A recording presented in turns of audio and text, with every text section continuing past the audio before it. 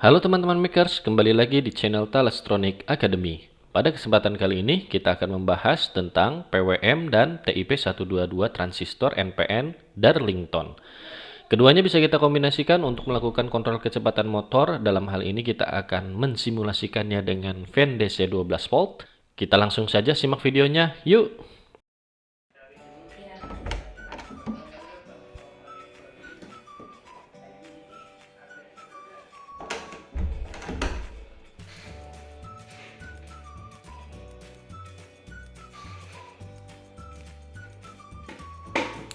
Oke teman-teman, hari ini kita akan membahas tentang tutorial bagaimana caranya mengontrol kecepatan dari fan DC 12 volt ini ya, menggunakan TIP 122, dimana ini adalah rangkaian driver speed controller ya, sederhana.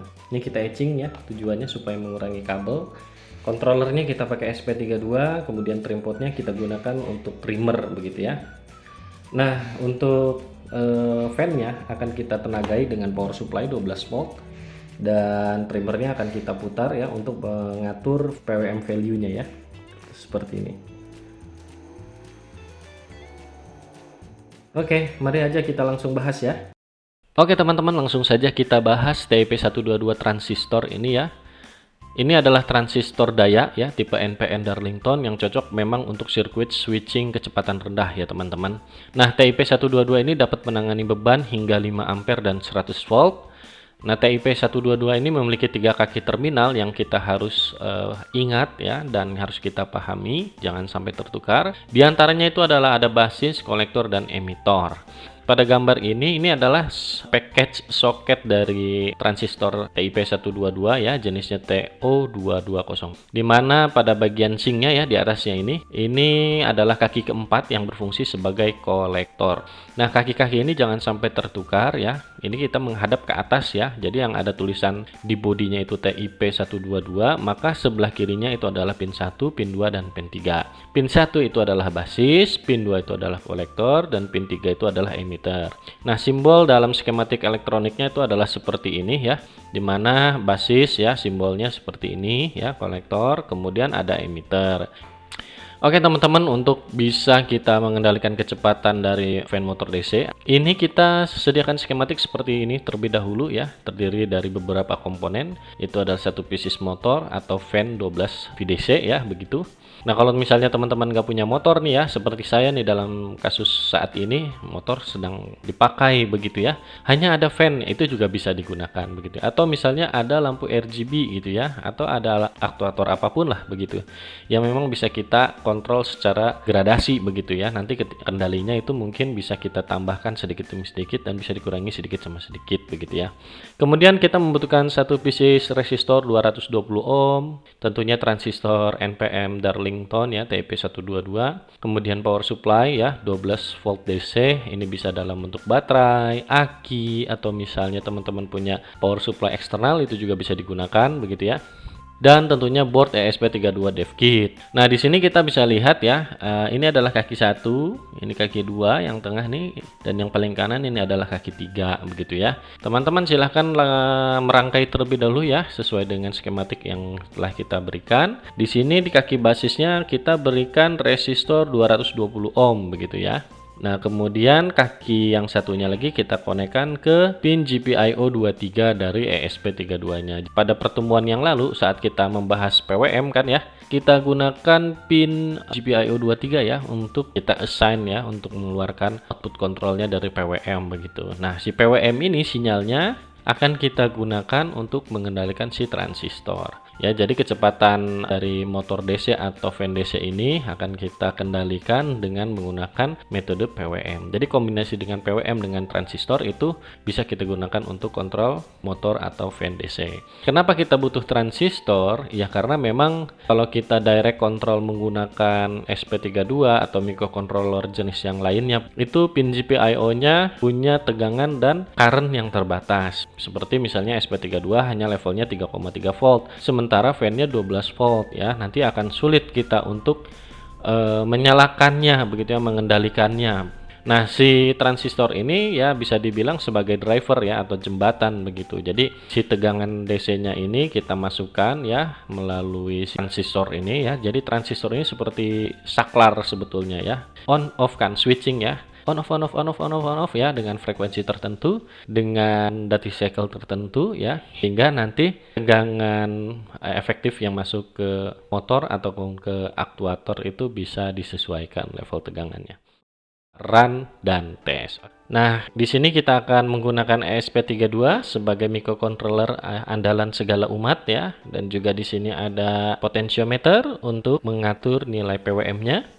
Nah, di sini di program sederhana kita sudah bahas ya pada pertemuan sebelumnya, pertemuan 07 ESP32 PWM, di mana di sini kita hanya menambahkan ya pembacaan dari potentiometer yang kemudian kita mapping ya dengan fungsi map yang awalnya punya rentang dari 0 sampai 4095, maka kita akan petakan ulang ya range-nya dari 0 sampai 255. Kenapa harus kita petakan? Karena PWM yang kita gunakan resolusinya itu adalah 8 bit. 8 bit itu kan berarti dia 256 ya, rentangnya dari 0 sampai 255 seperti itu. Jadi ketika potensionya kita set ke nilai minimum ya, nilainya 0, maka nanti PWM-nya juga akan 0 begitu ya. Ketika kita putar PWM-nya ya secara perlahan, kemudian juga kita putar terus hingga mencapai nilai maksimumnya ya dari potential value-nya itu 4095, maka nanti nilai PWM-nya akan berada di nilai maksimum 255 seperti itu. Nah, sinyal PWM ini kita keluarkan melalui pin GPIO 23 yang kemudian kita koneksikan dengan TIP 122. Di sini TIP 122-nya bertindak sebagai pemotong grounded. Jadi di sini si kipasnya ya dari positif 12 voltnya ini langsung direct kita hubungkan ke power supply ya di sini. Kemudian untuk groundnya sendiri ya, groundnya ini kita hubungkan ya ke bagian ini ya TIP 122. Jadi meskipun dia groundnya ada di board sini, ini sejatinya sebetulnya grounded dari kipasnya ini kita hubungkan ke TIP 122. Jadi dia memutus groundednya seperti itu dengan metode PWM.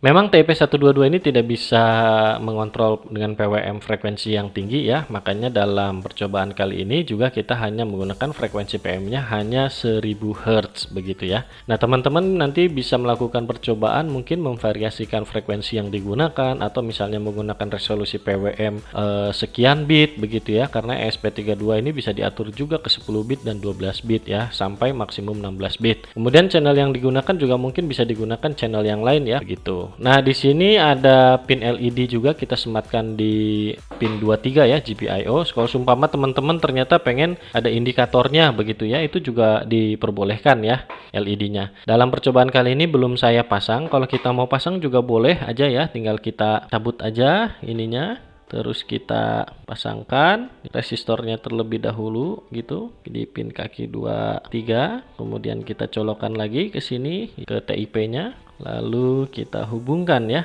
Kita hubungkan ini dengan grounded-nya. Nah, ini ada indikatornya begitu ya. Jadi kalau LED-nya maksimum nyalanya ya kecepatan motornya juga maksimum gitu ya. Tapi ketika LED-nya mati, kipasnya juga kecepatannya 0 gitu ya. Seperti itu. Saya berharap ini bisa membantu teman-teman dalam memahami bagaimana kerja dari PWM untuk mengontrol kecepatan fan DC. Nah, apabila teman-teman sudah bisa ini, sebetulnya nanti beberapa komponen bisa kita modifikasi ya untuk keperluan lainnya, seperti misalnya TIP 122 bisa kita ganti dengan MOSFET ERF540 misalnya ya, sehingga kita bisa mengontrol heater misalnya ya, bisa mengontrol motor DC ya, dan lain sebagainya seperti itu. Atau juga bisa kita tambah juga dengan optocoupler gitu ya sebelum masuk ke transistor, atau misalnya sebelum masuk ke MOSFET kita bisa tambahkan optocoupler dulu begitu ya untuk isolated, meyakinkan bahwa tidak ada tegangan yang di atas 3,3 volt yang masuk ke dalam SP32-nya. Nah, itu bagian yang sangat penting, bagaimana tegangan yang besar itu terisolasi dan tidak bocor atau tidak masuk ke dalam sistem microcontrollernya untuk mengamankan supaya SP-nya atau microcontrollernya itu tidak rusak. Mungkin sekian dulu dari saya. Silahkan like dan subscribe apabila teman-teman suka ya. Nyalakan loncengnya untuk mendapatkan update terbaru dari video tutorial Talastronic Academy.